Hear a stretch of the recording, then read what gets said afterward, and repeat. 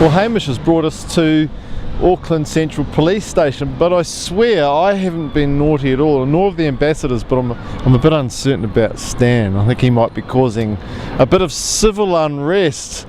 Now, that's sort of why you've brought us here, to talk about exactly that, isn't it, Hamish? Yes, absolutely. I mean, terrorism and civil unrest, not widely known in New Zealand, or a risk to a certain extent in New Zealand. It is something that we obviously are hearing about on the news, and it's something that we can't ignore altogether. So we do have to consider the potential threat of terrorism. And a classic example of how this may impact you in your school is if there's ever a suspicious person on the school property, or if the police ever come down and have a school lockdown, which I know has happened in some schools across the nation. So we encourage students as part of this segment to ensure that if there is a lockdown or a suspicious person, that you tell the nearest teacher or an adult about that person, and then stay inside your classrooms or your homes so you keep safe. So I think everybody sort of gets the idea of terrorism, because like you say, it's quite widely publicised these days, but maybe just give a brief explanation of civil unrest. Yeah, certainly.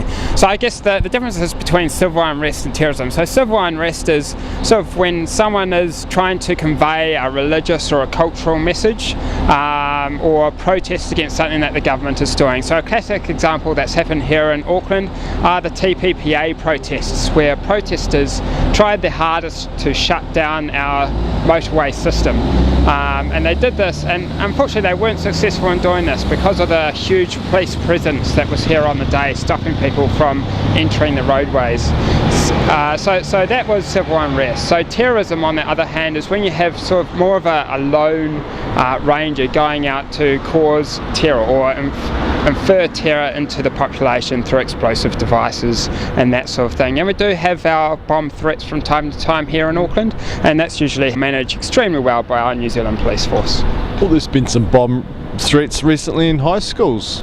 Absolutely, yeah. There's a wide space of threats to high schools and various embassies. Yeah, I think they're all bogus, but it's always good to know, like Hamish said, the procedures, knowing what you need to do, when you need to do it, and practice those in your schools. So it's good advice. Excellent.